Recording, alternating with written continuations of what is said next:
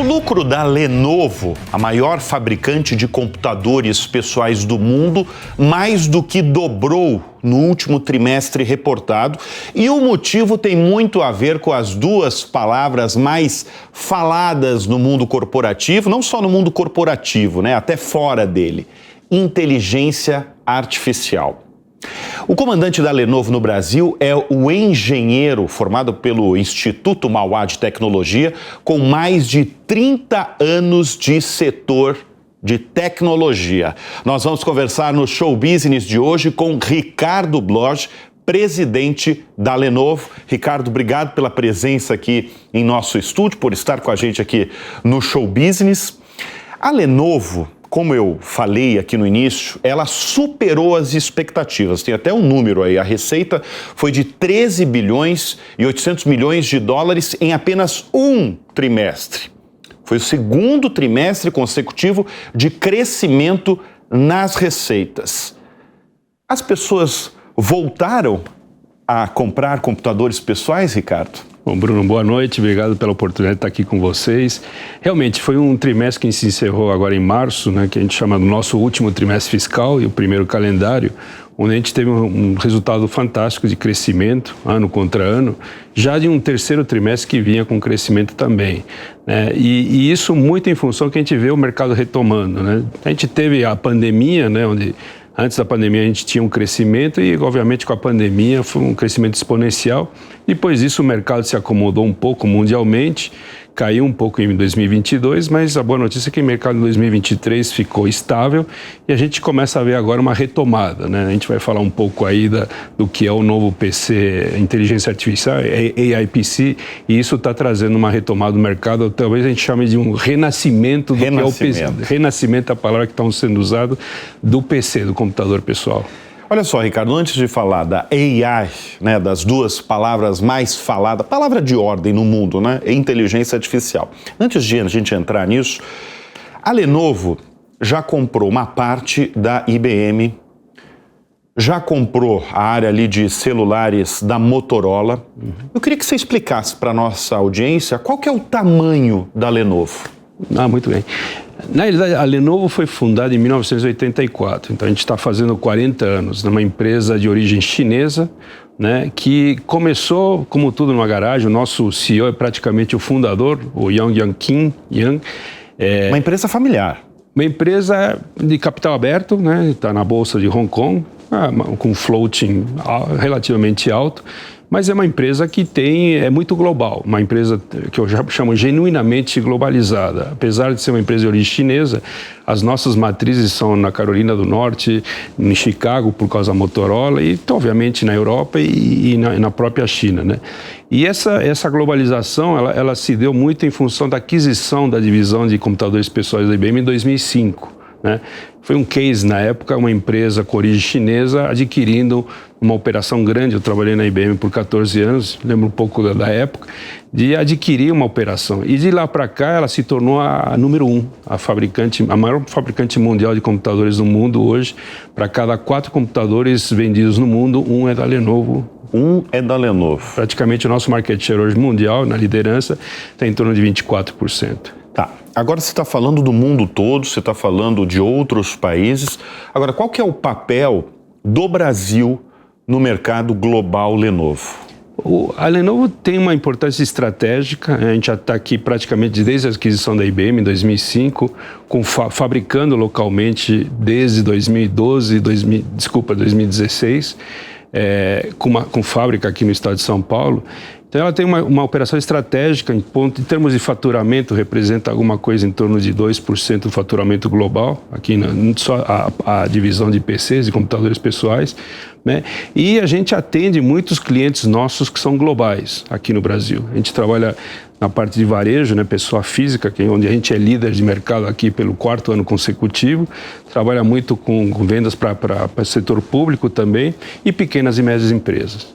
Bom, vamos falar então agora num assunto que você domina, Ricardo, e que a sua empresa aí é a palavra de ordem na empresa, né? E na verdade eu vou até citar uma frase do presidente executivo da Lenovo, né, que diz o seguinte: os próximos computadores pessoais da maioria das pessoas, todos esses computadores aí serão computadores com AI, com inteligência artificial. Você compra e já tem a inteligência artificial.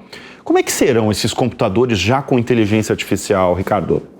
Isso, o nosso CEO, a gente chama ele de YY, ele diz... YY, que são Yongqing Yang. Então a gente chama ele, abrevia YY, são os dois Ys, né? Mais fácil. Mais fácil. E ele fala que ele viveu praticamente os 40 anos dessas 4 décadas da Lenovo, e ele diz que o que nós vamos ver nos próximos 10 anos, a gente não viu nos últimos 40 anos, mesmo com o nascimento do computador pessoal. Isso muito em função do que vai ser a inteligência artificial aplicada para as pessoas no seu dia a dia, né? Você vai trabalhar de uma maneira muito mais natural com esse computador pessoal, na interação com ele, e ele vai ser o teu assistente não pessoal, mas personalizado, eu diria. Inclusive a gente fala que o computador pessoal vai ser mais um computador personalizado do que pessoal, porque ele realmente vai ser a tua cara, ele vai te acompanhar, ele vai aprender com você.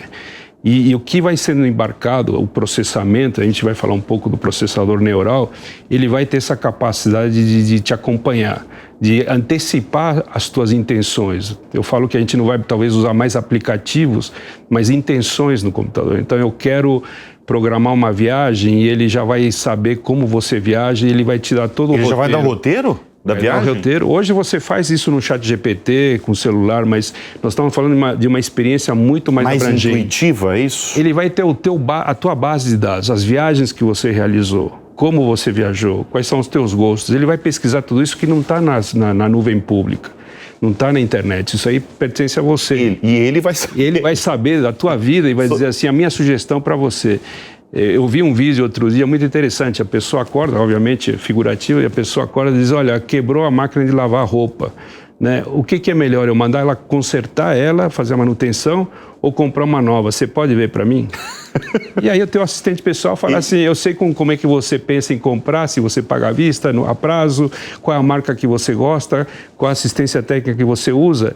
E em poucos minutos ele te dá a resposta. Olha, eu pesquisei o mercado, fiz comparação, fiz uma cotação, usei a cotação passada e acho que no teu caso seria melhor você comprar uma lava-roupa nova. Ele vai ser, então, na verdade, ele vai ser muito mais, ele vai ser um assistente de vida ali, né? Ele vai ser ele vai ser quase a gente. Só que a gente chama de gêmeo digital. Vai ser gêmeo digital. Ótima definição. Vai ser o teu gêmeo digital. Ele é você, mas digital. Ele vai ter a tua inteligência, os teus gostos e vai te... Para tudo isso, você vai ter que se acostumar a fazer as perguntas certas, né? A gente chama isso eu já ouvi falar muito, né? Vai ser a grande profissão do futuro. É ter as perguntas certas, né? As certeiras ali. Então você vai fazer as perguntas certas e também vai entender um pouco, cada vez mais, como você pensa, como você pergunta.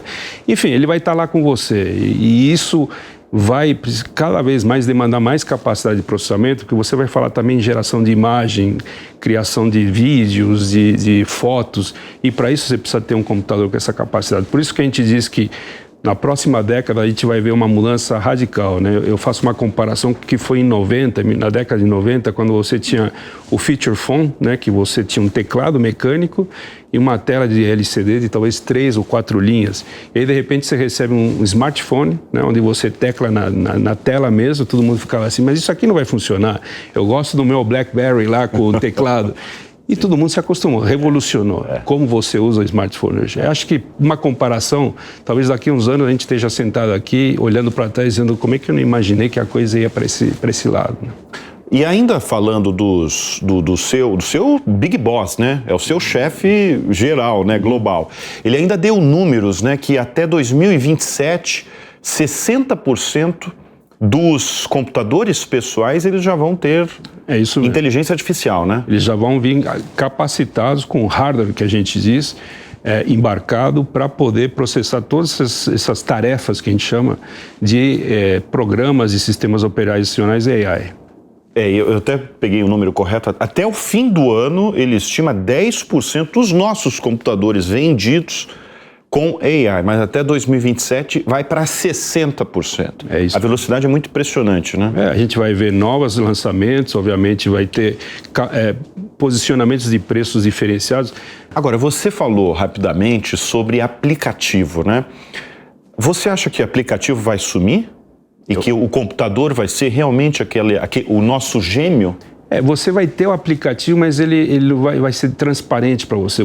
Talvez você não vai mais lá clicar e escolher um programa para fazer uma planilha. Você vai dizer, eu quero fazer uma planilha baseada nesses dados e como fiz, você vai interagir, mas ela vai interagir com o seu software de apresentação, ela vai interagir com o software de texto, ela vai interagir com teus dados. Então isso vai ser uma coisa muito mais natural, a interação vai ser muito mais intuitiva nesse sentido. Agora, tem alguma característica humana que você acha que a inteligência artificial generativa não vai conseguir replicar de forma alguma, Ricardo? Difícil dizer no futuro, mas hoje eu acho que assim, toda essa parte de criatividade, você colocar a tua experiência, o teu sentimento ali, é uma coisa que vai demorar bastante para você poder copiar, né? Espelhar, vamos dizer assim, né? Tem um livro muito interessante do Mustafa Sullivan, que inclusive agora foi para a Microsoft, mas é um empreendedor, que ele fala, o livro chama The Coming Wave, né? A onda que está vindo e como isso vai revolucionar. Mas se você olhar, lendo um pouco, você vê que muito que é a parte sentimental, a parte de emoções, você ainda vai depender do ser humano para... Do ser humano, sem emoção, dúvida, né? Sem dúvida.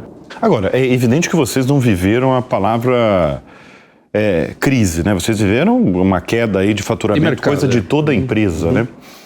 Como é que é lidar com períodos mais difíceis? Eu pergunto isso para você porque você é comandante, CEO, presidente de empresa há algum tempo já. E nós somos assistidos por muita gente que lidera empresas, né, que tem equipes. Qual que é a sua ideia quando, em momentos assim, que tem que frear ali?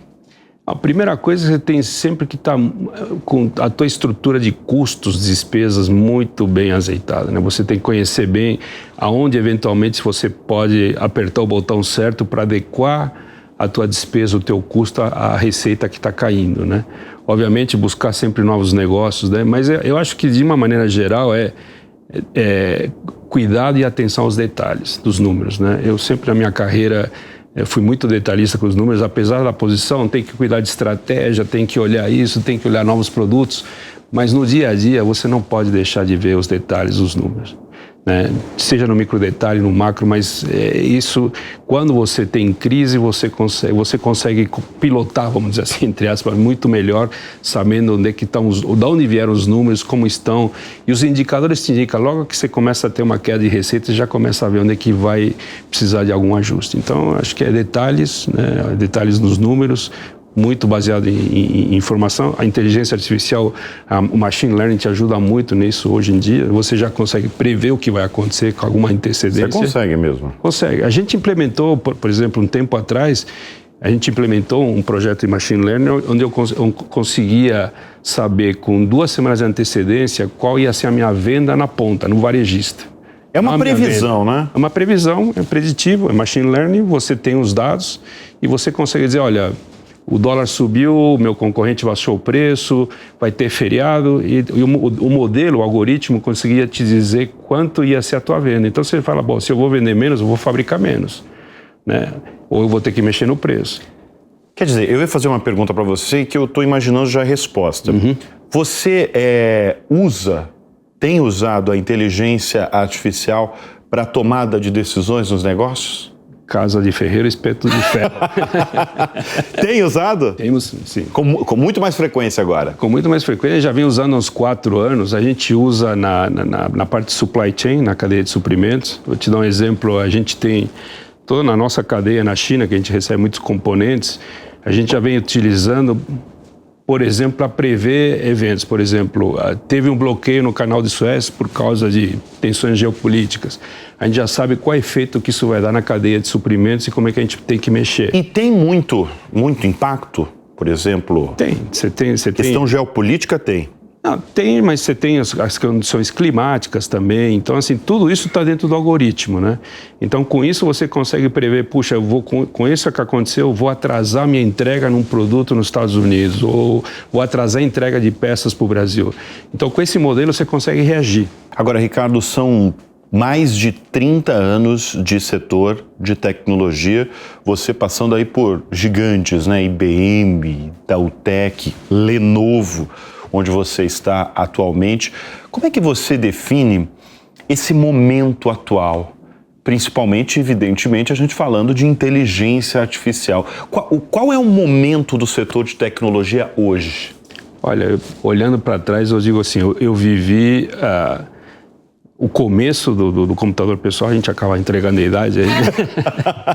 Eu vivi... Não, eu falei mais de 30 anos, vai. 30, 32, 35, vai. Eu vivi o início da internet, né? E vivi o início do smartphone. Sem dúvida, para mim, a internet foi um divisor de águas, né? A criação da internet. Logicamente, sem o PC não teria internet, mas foi o divisor de águas pelo que você vê hoje. Mudou a maneira como a gente compra, né? Basta ver o que você vê. Mudou o comportamento do mundo, né? Reeducou as pessoas, como é que você se relaciona através de redes sociais, como é que você se informa. Então, isso foi a grande transformação. Eu acho que a gente vai viver uma transformação tão significativa como aquela, talvez. Agora com a inteligência nos próximos artificial. 10 anos. A gente tem noção do que vai vir? Você, como profissional imerso nesse setor, você tem noção do que a gente vai viver? Olha, mesmo projetando, eu vejo assim, um aumento enorme de produtividade, eu vejo grandes problemas de saúde da humanidade conseguindo ser resolvidos de uma maneira mais rápida, né? Pelos modelos, você olhar nesse livro, a combinação de computação quântica com biologia sintética e com inteligência artificial, eu acho que ele vai acelerar exponencialmente vários problemas que a gente vive hoje na humanidade. Você falou de saúde, eu falei com um executivo recentemente que falou exatamente isso que você acabou de falar. Se o mundo viver longe disso, né, uma pandemia novamente, que uma vacina vai ser ainda mais rápido do que a vacina aquilo ali. Por conta de inteligência artificial, por conta de dados. É isso mesmo, Ricardo? É isso mesmo. Você vai conseguir sintetizar proteínas de uma maneira muito mais rápida, sem precisar fazer tantos testes. Então, se você olhar como essa combinação, e é muito assim, combinação, como eu falei, biologia sintética, com sintetização de proteínas, com computação quântica, que está chegando, vai chegar, e a inteligência artificial é uma combinação poderosíssima nesse sentido, para o bem, né? Para o bem. Agora, você está falando, você, evidentemente, profissional aí de tecnologia, você está olhando só o outro lado aí, que são as coisas boas. Mas eu acho que o mundo está de olho na inteligência artificial. Eu até chamo aqui nos programas da Jovem Pan que inteligência artificial virou uma conversa de boteco, né? Todo mundo fala, todo mundo dá pitaco. E todo mundo, de certa forma, Ricardo, se preocupa. Se preocupa por quê? Porque tem aquela velha discussão da perda de postos de trabalho.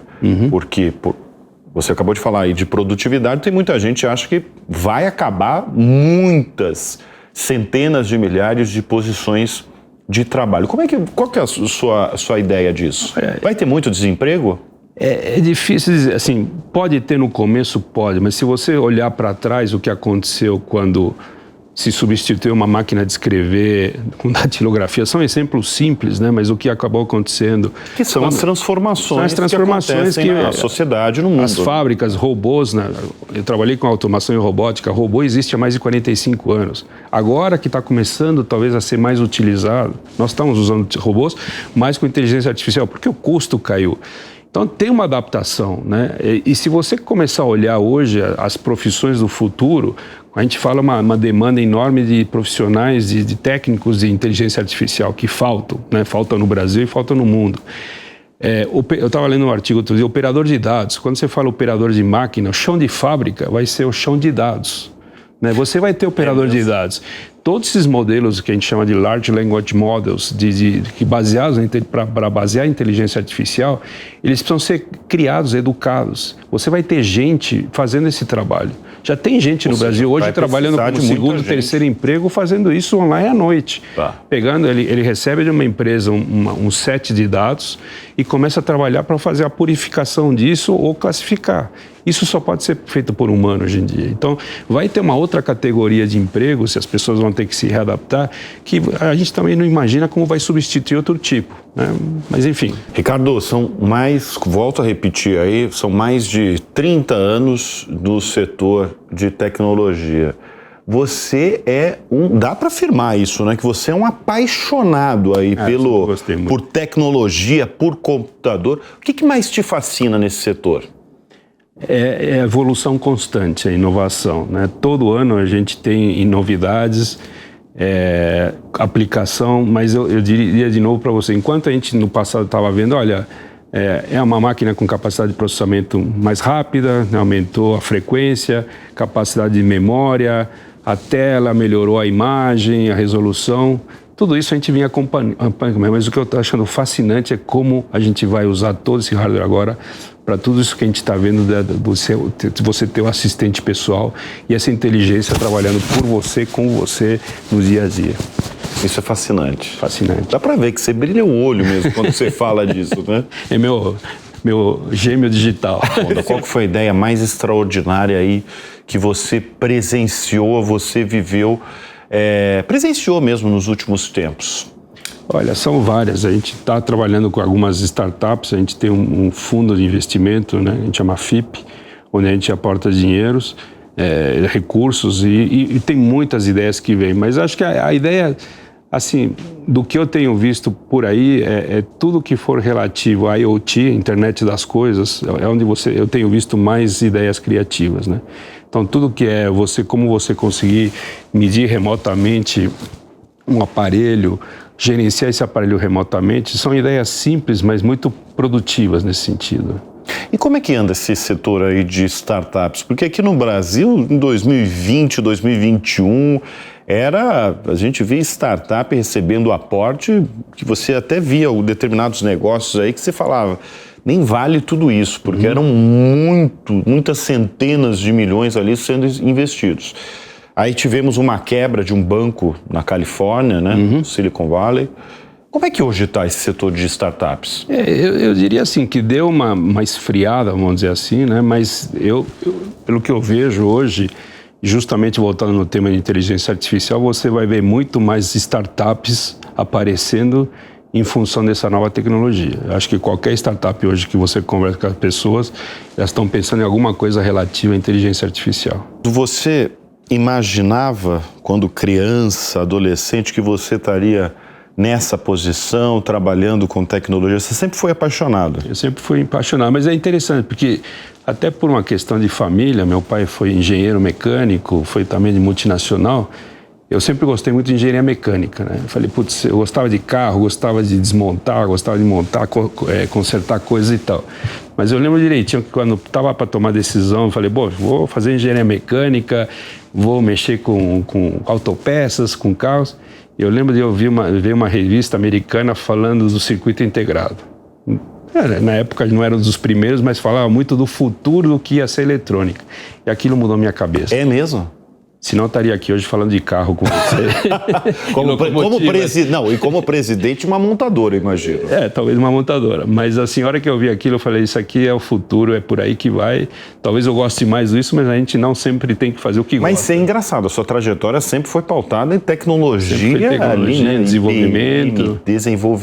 Sempre trabalhei em engenharia, produto, desenvolvimento. Você se considera um nerd? Não necessariamente. Não porque tão nerd. Você sabe que nerd, em geral, no passado, geek, né? É muito identificado com tecnologia, né? Você não é aquele... Não, eu sou mais equilibrado. Você é equilibrado até porque você é um executivo, né? Se eu fosse muito nerd, não ia conseguir ser executivo. Mas tem executivo nerd, sim. Foi muito difícil essa transição do profissional que estava ali na área de tecnologia e virar presidente, gerir uma empresa do porte das empresas que você geriu? Eu acho que o caminho natural nas empresas de executivo é vir sempre pela área de vendas, né? Normalmente várias empresas que eu trabalhei, sempre as pessoas que lideraram as empresas, com raras exceções, vieram de toda uma carreira de vendas. Precisam ser bons vendedores? Precisa conhecer o mercado, ser bom vendedor e tal. Meu caso foi um pouco diferente. Eu já vinha muito da área técnica, fui presidente de uma empresa que vendia, mas vendia serviços, talvez não uma marca e um produto. Então foi minha primeira experiência.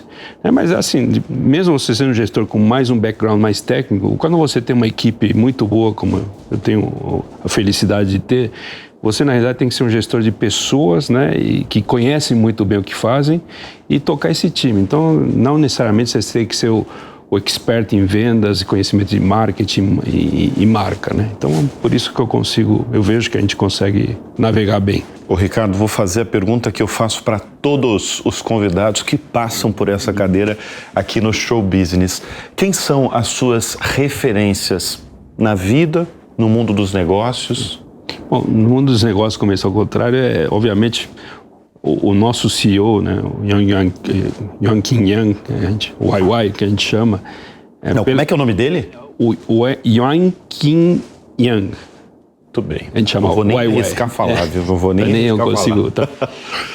Pela história dele, né, ele ter praticamente entrado na empresa, fundado e transformado a empresa no que ela é hoje, né, na China, e pela estratégia dele de aquisição de uma multinacional, é um case, né? Assim, é uma pessoa que você conversa com ele, uma pessoa com uma cabeça global, ou seja, apesar da cultura muito forte chinesa, ele pensa com uma cabeça global, e um exemplo de determinação, né? De como é que uma empresa dessas pode, de repente, tomar o mercado e ser líder, né? O Jeff Bezos da Amazon, por um motivo muito simples, né, que eu acho que é muito importante, é o foco no cliente, né? Se você conversar com muitas pessoas da Amazon, você já deve ter conversado, sim, a primeira coisa que aparece é o cliente. O cliente, tudo começa no cliente e vai para trás, né? E é uma coisa que é uma cultura, né? É fácil falar, difícil de fazer. Então essa coisa do foco no cliente, tudo ao redor do cliente, eu acho que eu tenho muita admiração pelo que ele conseguiu fazer em função disso. Olhando para o Brasil, uma pessoa, até por causa que trabalhei no grupo, eu li a biografia dele, não tive a oportunidade de conviver, Olavo Setúbal, pelo que ele fez, né? Um banco que começou digital lá atrás, né? Se você olhar um pouco a história, né, do banco, ele foi um dos primeiros bancos a usar tecnologia, e por isso que foi criado a Itautec na época, 30 e poucos anos atrás, e um visionário, porque ao mesmo tempo que era um engenheiro que gostava muito da engenharia e criou empresas de tecnologia, ao mesmo tempo ele conseguiu criar um banquinho, que eu diria que é o Banco Itaú. Então, eu tenho muita admiração por isso. Quero agradecer a sua presença aqui no estúdio. Foi um grande prazer, um grande papo aí sobre muitos assuntos, mas o tema central, evidentemente, foi inteligência artificial. Muito obrigado pela oportunidade.